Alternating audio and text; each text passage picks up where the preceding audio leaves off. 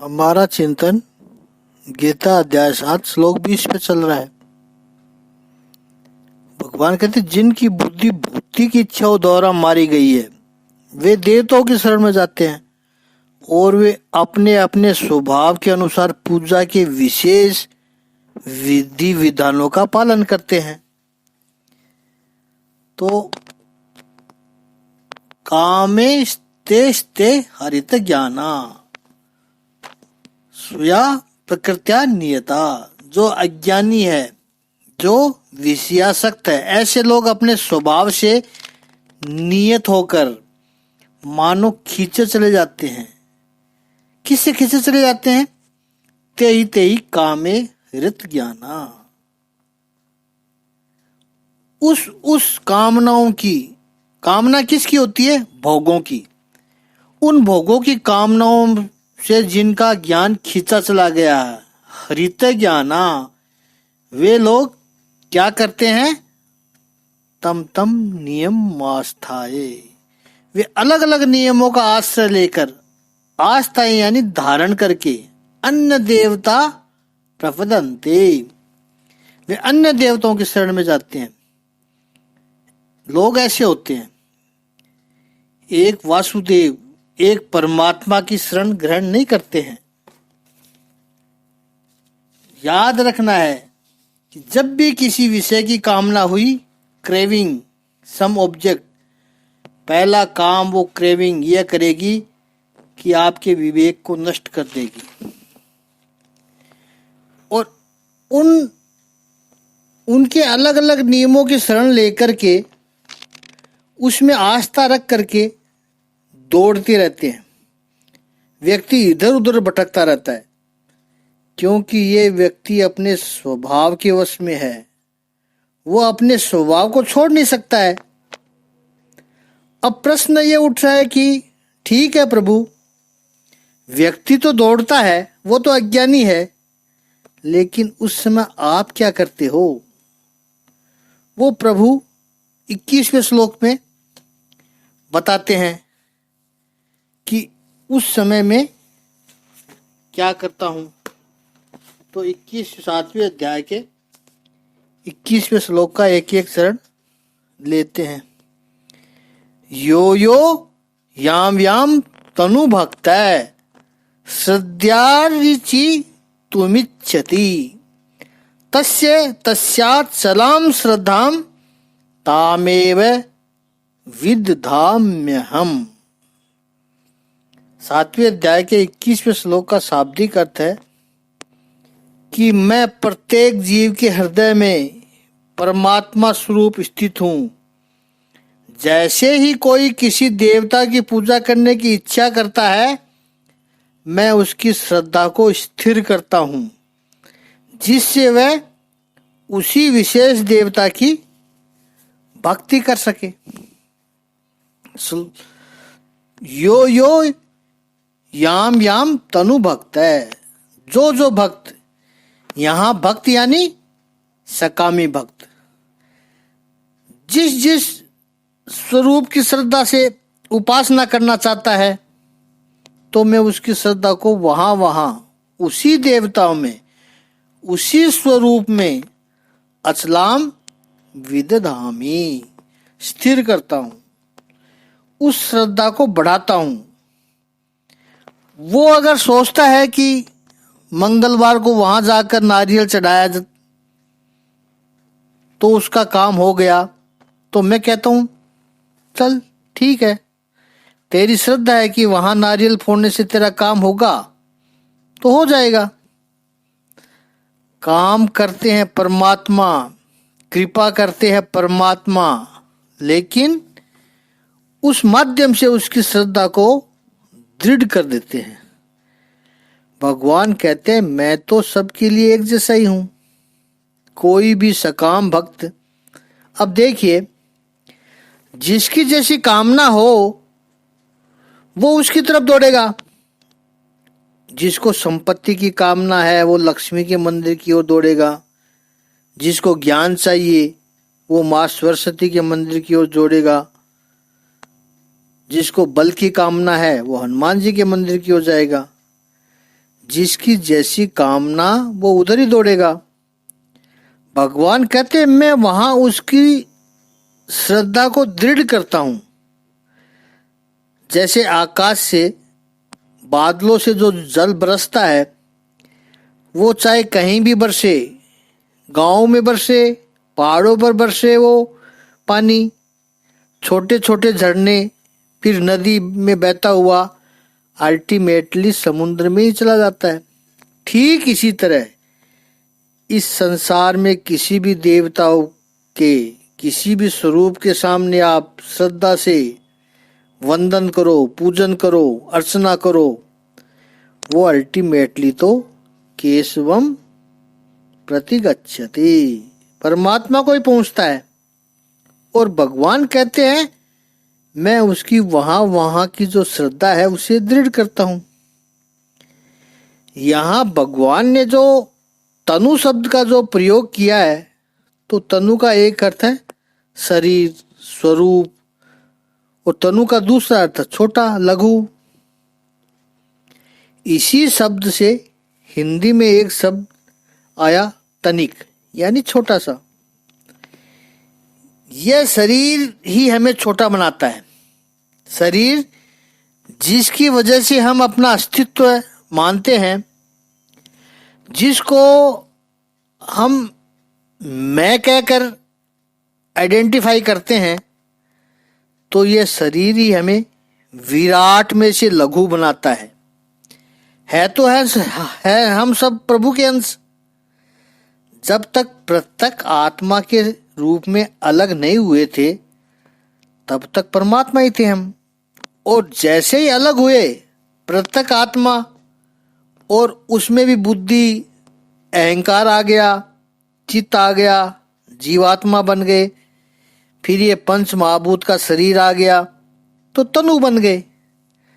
तनु बन गए तो जरा सोचिए, इतना अनंत ब्रह्मांड में से आकाश गंगा, वो इतनी बड़ी आकाश गंगा, उसमें हमारी सोलर फैमिली, वो हमारा सूर्य है, और ऐसे तो करोड़ों सूर्य है ब्रह्मांड में, लेकिन हमारा जो दिखाई पड़ता है वो सबसे नजदीक वाला, वो उसके आसपास हमारी पृथ्वी घूमती है। तो सौर मंडल में भी ग्रह उपग्रह है, सब प्लैनेट्स है एंड सैटेलाइट। उसमें से एक पृथ्वी, वो भी छोटी वाली, उसमें फिर एशिया में फिर भारत। देखिए कितने छोटे होते जाते हैं हम। उस भारत में हरियाणा, फिर उसमें एक शहर, गली, मोहल्ला, सोसाइटी, उसमें हम एक। यदि शरीर न होता तो पूरा ब्रह्मांड हमारा होता। तनु यानी शरीर आ गया तो मर्यादा आ गई, छोटे हो गए हम। और उपासनाएं भी ऐसी ही की, फिर अपनी इच्छाएं पूरी करने के लिए विविध रूपों की उपासना करते हैं। जिन जिन रूपों की उपासना करते हैं, तो भगवान कहते हैं मैं वहां उनकी श्रद्धा को दृढ़ करता हूं, उनकी श्रद्धा को बढ़ाता हूं। एक बात है, इस श्लोक में प्रभु ने कहा श्रद्धयार चितु मिच्छति। ईश तत्व है, वो श्रद्धा को दृढ़ कब करेगा? चाहे जिस देवता की, चाहे जिस स्वरूप की आप आराधना करो, लेकिन वो साधना श्रद्धा से करो। आप श्रद्धा से करोगे तो ईश्वर उस श्रद्धा को दृढ़ करेगा। मनुष्य ही यदि श्रद्धा से न करे, तो प्रभु कह रहे हैं कि फिर मैं कुछ भी नहीं कर सकता हूं, फिर मैं श्रद्धा वहां पर करूंगा ही नहीं। अर्चना के लिए, उपासना के लिए, आराधना के लिए, भक्ति के लिए श्रद्धा अत्यंत आवश्यक है। यही बात प्रभु 12वें अध्याय में कहेंगे, तब हम डिटेल में चिंतन करेंगे इसका। श्रद्धा पर्योपेता, पर्या श्रद्धा उपेता। तो उस श्रद्धा को प्रभु पुष्ट करते हैं। अब ये श्रद्धा क्या है? श्रद्धा का अर्थ केवल बिलीफ नहीं है, केवल मान्यता नहीं कि आप किसी स्वरूप में, किसी विचार में, किसी व्यक्ति को मानते हैं, इसका अर्थ आप श्रद्धा रखते हैं, ये नहीं होता है। श्रद्धा का अर्थ है अविश्वास की संपूर्ण अनुपस्थिति। श्रद्धा का अर्थ केवल विश्वास की उपस्थिति नहीं है। Shraddha is not just trust, shraddha is not just faith. श्रद्धा का अर्थ है उससे विपरीत कोई भाव है ही नहीं मन में। आपने कभी यह कहा है कि मैं सूर्य में श्रद्धा रखता हूं? नहीं कहा, क्योंकि वो सामने दिखता है, उसको ना करोगे ही कैसे आप? हाँ, कोई अंधा व्यक्ति कह सकता है, क्योंकि उसे स्वयं अनुभव नहीं है। उसने दूसरे की आंखों वालों से सुना है कि सूर्य होता है, प्रकाश होता है, लेकिन अंधे को स्वयं यह अनुभव नहीं है, तो ये श्रद्धा है। तो भगवान कहते हैं कि मैं श्रद्धा को दृढ़ करता हूं। शायद हम भगवान से प्रश्न पूछें कि कोई अलग अलग देवता की आराधना करते हैं, तो आप उस देवता में उसकी श्रद्धा दृढ़ करते हो, तो उस भक्त को अपनी ओर क्यों नहीं खींच लेते हो प्रभु? उस भक्त की दूसरे देवों में श्रद्धा करते हो तो अपने पास क्यों नहीं ले लेते? तब भगवान कहते हैं उसके पीछे कारण है, क्योंकि यह भक्त नहीं समझता है कि सब देवता एक ही है और सब में मेरा ही स्वरूप है। लेकिन मुझे तो पता ही है कि ये सारे देवता एक ही है, और जो भी स्वरूप दिखाई पड़ते हैं उन सब में मैं ही हूं। उस अनेकता का एक मैं ही हूं। मैं करता हूं वो ठीक है, क्योंकि अलग अलग देवों से उसको अलग अलग गुण प्राप्त होते हैं। जैसे गणेश जी का स्वरूप है, अलग अलग गुण प्रकट करता है। गणेश जी का स्वरूप है वो हाथी का स्वरूप है, उसमें कई बात सीखने जैसी है। हाथी बुद्धिमान प्राणी है। पहले तो देखिए गणपति, गण या ग्रुप पति या लीडर, तो ग्रुप लीडर, तो जिसको नेता बनना है उसमें कौन से गुण होने चाहिए वो गणेश जी बताते हैं। जिसको विघ्न दूर करने हैं वो गणेश जी बताएंगे कि कैसे विघ्न दूर होंगे। जिसको सफलता प्राप्त करनी हो उसके लिए कौन से गुण होने चाहिए वो गणेश जी बताते हैं। मस्तक हाथी जैसा होना चाहिए, इसका अर्थ समग्र प्राणी सृष्टि में हाथी सबसे बुद्धिमान प्राणी है। साइंटिस्टों ने इसे सिद्ध कर दिया है। हाथी इमोशनल होता है, परिवार में रहता है। हाथी एक दूसरे का अपना नाम रखते हैं। जैसे हमारे यहाँ वेदों में नामकरण संस्कार है, ऐसे हाथियों में किसी बच्चे का जन्म होता है तो हाथियों में उनकी अपनी विधि है नामकरण संस्कार की।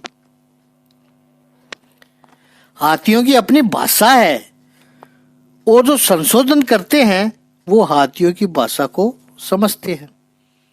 हाथी हमेशा परिवार के साथ झुंड में चलेगा। प्रत्येक हाथी का एक नाम होता है और प्रत्येक हाथी परस्पर नाम से पुकारते हैं। समग्र प्राणी सृष्टि में एक मनुष्य को छोड़कर दूसरा किसी प्राणी में यदि अंत्येष्टि संस्कार होता होगा तो वो हाथियों में ही होता है। उस हाथी की विदाई में दूसरे हाथी कुछ दिनों तक शोक मग्न रहते हैं। कहने का आशय, जिसको भी समाज के नेतृत्व में, समाज का नेतृत्व करना हो, उसको बुद्धि होनी चाहिए। उसमें बिना बुद्धि के नेतृत्व हो ही नहीं सकता है। और यदि बिना बुद्धि का या पागल बुद्धि का या भ्रष्ट बुद्धि का नेता कुर्सी पर बैठ भी गया तो समाज को नुकसान करेगा, वो समाज का कल्याण नहीं कर सकता है। हाथी की आंखें बारीक है, बारीक आंखें दीर्घ दृष्टा की सूचक है। जिनको जीवन में विघ्न दूर करना है, जिनको जीवन में सफल होना है, जिनको नेतृत्व करना है, समाज को विकास की ओर ले जाना है, उसकी दीर्घ दृष्टि होनी चाहिए, फोरसाइट होना चाहिए। समय के साथ बदलने वाले लोग समाज का नेतृत्व नहीं कर सकते हैं। नेता लोग समाज से 10 कदम आगे चलते हैं और लोग उनको फॉलो करते हैं। आजकल सब चलता है। ये सोच सामान्य क्लास की है, जनता क्लास की है। दीर्घदृष्टा होना चाहिए नेता। हाथी के कान सूप जैसे हैं, बड़े बड़े, कई तरह की बातें कान तक आएगी, लेकिन जो कचरा है वो वही निकाल दो सूप की तरह। जो सार तत्व है वही अंदर लो। पेट बड़ा है तो सार तत्व लिया है, उसको संभाल के रखो। आज का युग डाटाबेस है, सूंड फ्लेक्सिबल है। एक छोटा सा केला भी नीचे से उठा सकता है और बड़े से बड़े पेड़ अपने सूंड से हाथी उठा लेता है। ऐसे ही जो नेता है उसके लिए कोई काम छोटा नहीं है, कोई काम बड़ा नहीं है, दुस्तर नहीं है। नेता की रेंज इतनी बड़ी होनी चाहिए। सामान्य व्यक्ति तो तुरंत कहेगा ये मेरा काम नहीं है, या तो उसके ईगो का प्रश्न आ जाता है या उसकी एबिलिटी का प्रश्न आ जाता है। जबकि जो नेता है वो सब कुछ करेगा, उसकी रेंज काम की बहुत बड़ी होती है। हाथी की सूंड और भी बहुत कुछ है, ये तो एक दृष्टांत है, इसलिए संक्षेप में कह रहे हैं। एक गणेश जी के स्वरूप से और बहुत कुछ सीखना है। फिर हनुमान जी का स्वरूप है, उसमें और गुण आएंगे। जगदम्बा का स्वरूप है, भगवान रामचंद्र जी का स्वरूप है, भगवान श्री कृष्ण का स्वरूप है, तो और गुणों का समूह आ जाएगा। प्रत्येक देवता का स्वरूप अलग अलग गुणों का संग्रह है। इस पर आगे चिंतन कल करेंगे। ओम श्री सच्चिदानंद भगवान की जय। ओम श्री आनंद कंद भगवान की जय।